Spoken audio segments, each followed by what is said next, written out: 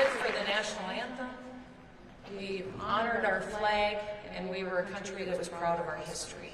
And that is not Joe Biden's America. His America is built on hate and division, on pitting people against each other, and it is a shame to watch the violence and the crime and the lack of unity that America sees today. So that's one of the reasons that I'm still involved and that I'm still running for re-election. I'm going to be involved because I truly believe that one person can't save this country. But we all have our part. We all have our part to do, and every single one of us needs to step up. My husband says all the time, he says, Kristi, you always pick the hardest thing to do. So there could be 4 things in front of you, and you will pick the hardest one. And I just say, well, it's always the right one. It's always the one that I think is right, but we honestly need to understand that we have an opportunity in front of us. And that's a little bit about what I want to talk to you about today. I was the first candidate in the country to sign the 1776 pledge. I did that with Dr. Ben Carson, and a pledge that every candidate in the country could sign, saying that they're going to ensure that the honest history of this country is told to our children, that it would be taught in our schools.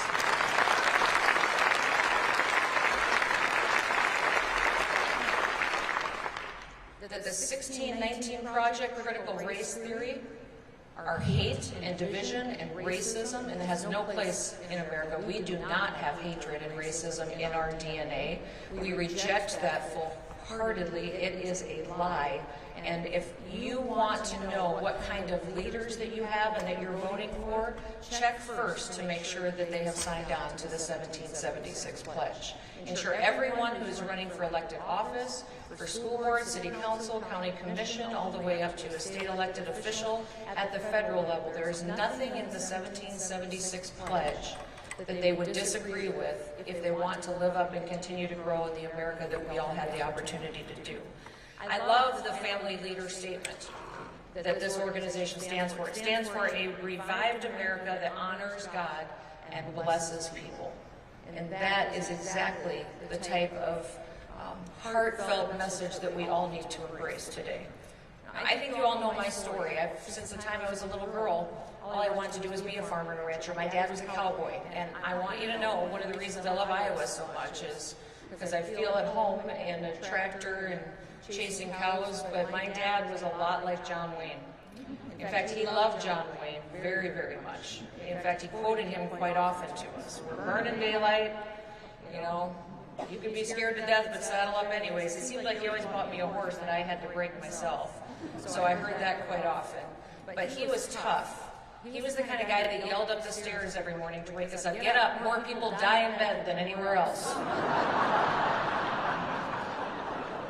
And I remember just being a little girl laying in bed going, do they really? Because then I didn't want to go to bed. I should not be in bed. And he would say, sleep fast. And so, but we worked all the time. And I loved my dad, and when I grew up, all I wanted to do was to farm and ranch with him.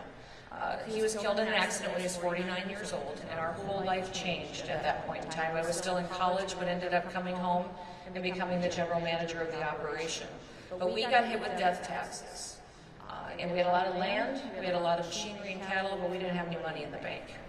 And it made me angry. So people ask how I got involved in government politics, it was because of that. It was that we really needed to show up and have an impact on the country.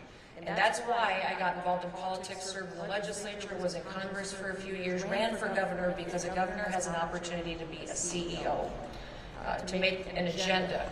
My agenda was to build strong families, make decisions that would build strong families, be an example to the nation, and be a state that people could look to, that would grow and thrive and create opportunity that America knew was going to be incredibly special.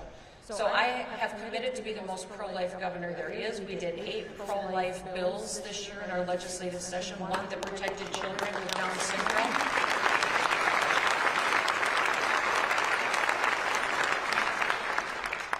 I believe I'm still the only governor in the country that has a person on staff whose job description is to be an unborn child advocate. He wakes up every single day looking for ways in statute and in law to defend life and make sure that it's going to be protected.